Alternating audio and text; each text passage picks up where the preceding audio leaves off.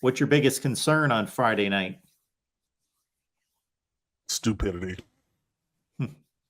Just in general, that can be penalties, that can be turnovers, that can be blown assignments um, on any and all sides of the ball. Things like that. Just the operations of the game not going well.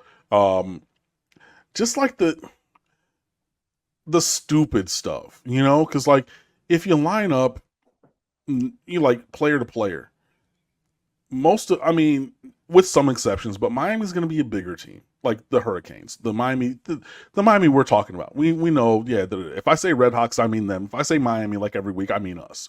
So Miami's going to be the bigger team, right? Miami's the faster team. Miami's the way more talented team, right? Playing at home, all these things.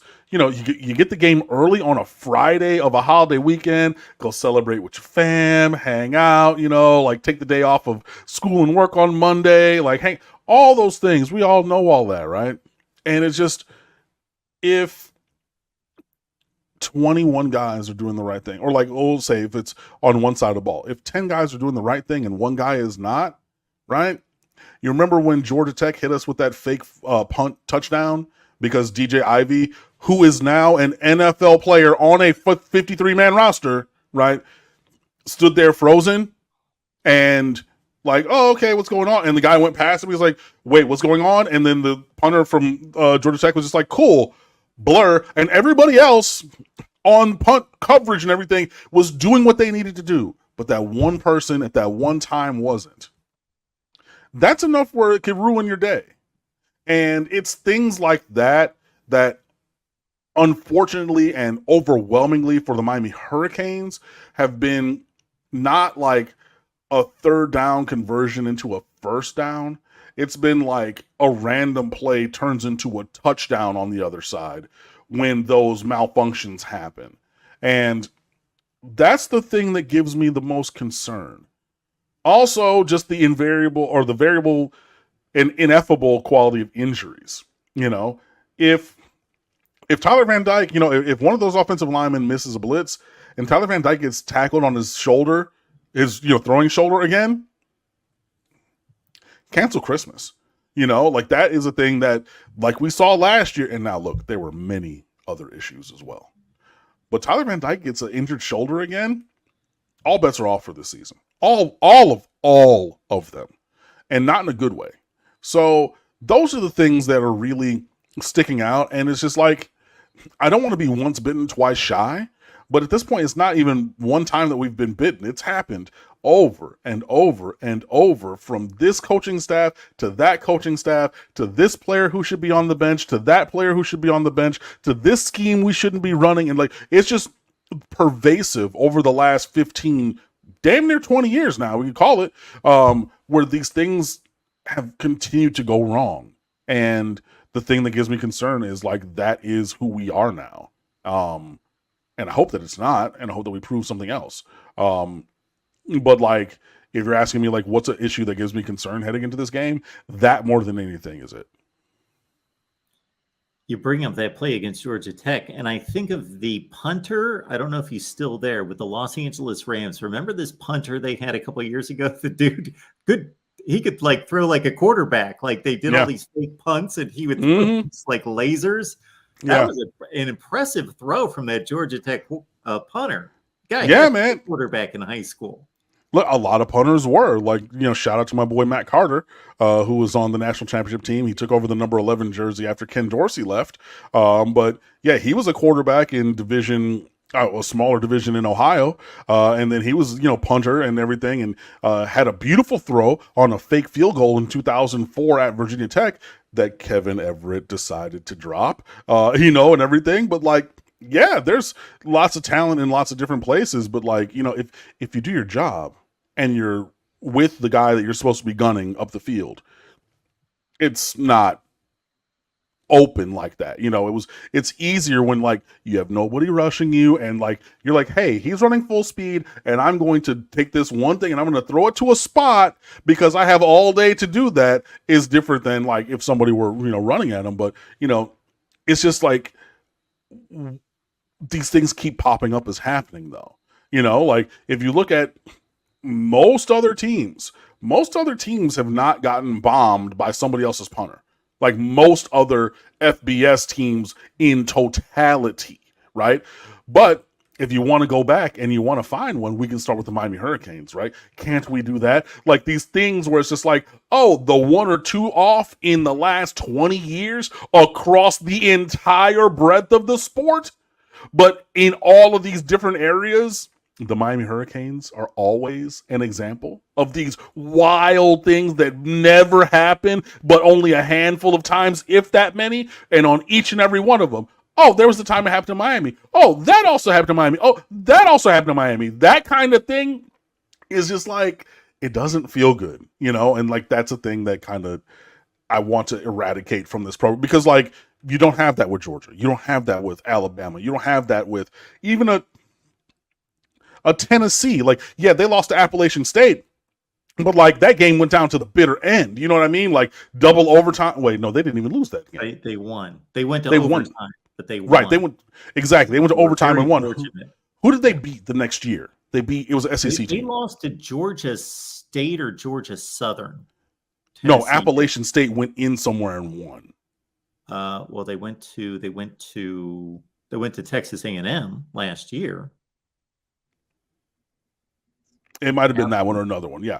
But like, you know, I just don't want to be on those lists. You know what I mean? Like, it's just, you know, yeah. Like, if we're as talented as everybody says that we are, and everybody says that we are, when you look at this, you know, recruiting class on this roster, there's guys that teams all over the country were falling over themselves to get. Again, in the latest update, or it's not like the blue chip ratio, but another, you know, list on 247 Sports of the most talented rosters in the sport, Miami is the 12th most talented roster in the sport. We need to play like that, and we seldom have, and like that's just where we need to be going with things. 12th most talented roster. That team goes 9-3, maybe 10-2 is what they're supposed to do. 10. I mean, honestly, like 10-2 should be the floor, because you're not going to be playing that many other top 12 talented teams. You know, like even if you played. I mean, well, this year we have 3 in Texas A&M, Clemson, and Florida. Even though Florida State, I would still say isn't.